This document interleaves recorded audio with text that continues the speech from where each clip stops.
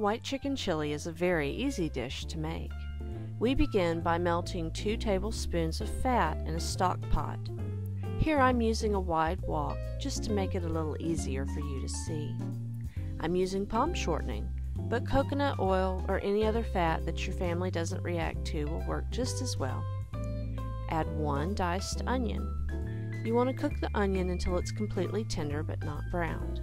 So add the onion to the pan and then give it a thorough stir to make sure it's coated with the oil so that it doesn't brown. Once it's cooked, about 5 to 7 minutes, you can add your chicken meat. Here I'm adding 3 diced thighs, but you could add chicken breast if you'd prefer. The meat does not have to brown, you just want to get it cooked, so it's okay to add it to the pan with the onion. Mix it and cook it until it is just turned white on the outside, and then you're going to add an additional 1/4 cup of your fat. Allow that to melt in the pan. You can see it there under the spoon.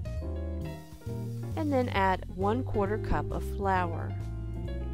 Here I'm using a mixture of sorghum, buckwheat, and rice. Mix it until the oil has completely absorbed into the flour. You don't want to leave any flour unmixed, and you want to see your pan look fairly dry at the bottom. We are making what is called a roux, and a roux is what's responsible for thickening this dish.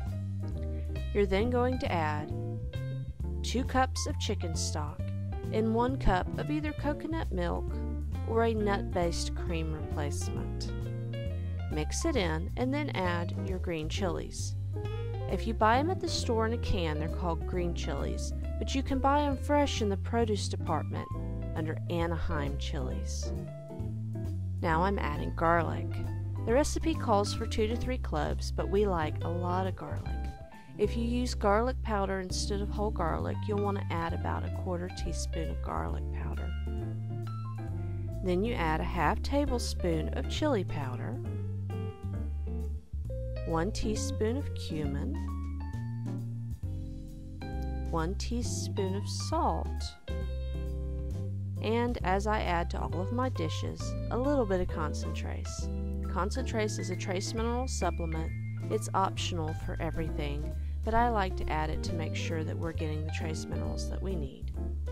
Mix it in and you'll see that the chili powder will float on the surface, and that's fine. Add 3 cups of beans. Here I'm using cannellini beans. Mix it thoroughly and then bring it to a boil. In order for a roux to thicken a sauce, it must come to a complete boil. So bring it up to a boil and then reduce it to a simmer, and simmer it as long as you'd like. I like to cook mine for about 20 minutes.